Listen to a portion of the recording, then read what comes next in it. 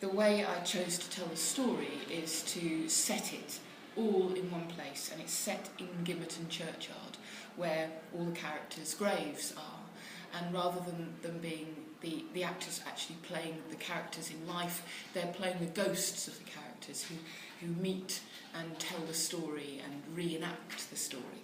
So you're in a scene which is relevant to your character, but if you're not in it actively, you're there as a ghost, commenting on the action and getting drawn into it, getting excited about it. So sometimes things will be happening. We've been working on a scene this morning with little Kathy when she goes to Wuthering Heights, and she gets involved in Wuthering Heights, and Isabella, whose character is dead by this time, she's saying, don't let her go in there, Nellie, trying to warn the characters of the kind of impending dangers and things. So I think the ghost roles, when they're not in principal action, are really exciting in the telling of the story, and everything they say in a narrative way reflects something about their character and where their character's coming from, rather than it just being a kind of random narrative that the ghosts take.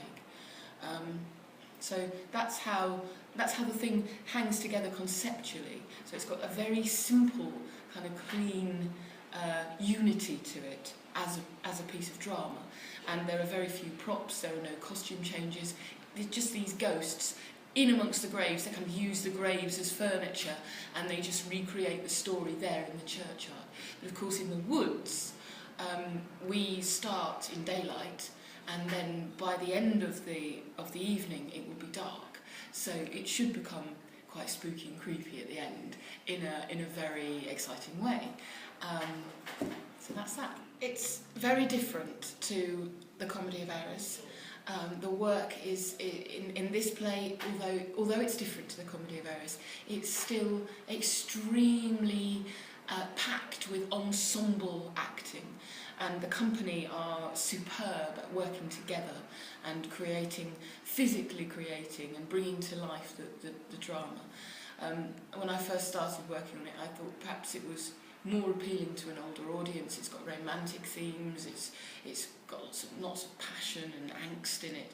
But actually I think because it's so active and so exciting as a piece, it appeals across the board. And my 9-year-old's been watching rehearsals and loves it. So I think it will appeal to everybody. And I think sometimes people are unfortunately a little bit intimidated by the size of the novel, and they think, oh, that's going to be really depressing. It's certainly not a depressing story at all. It's extremely uplifting, I think. So no worries there. I think it's going to be an unforgettable, magical, ghostly experience.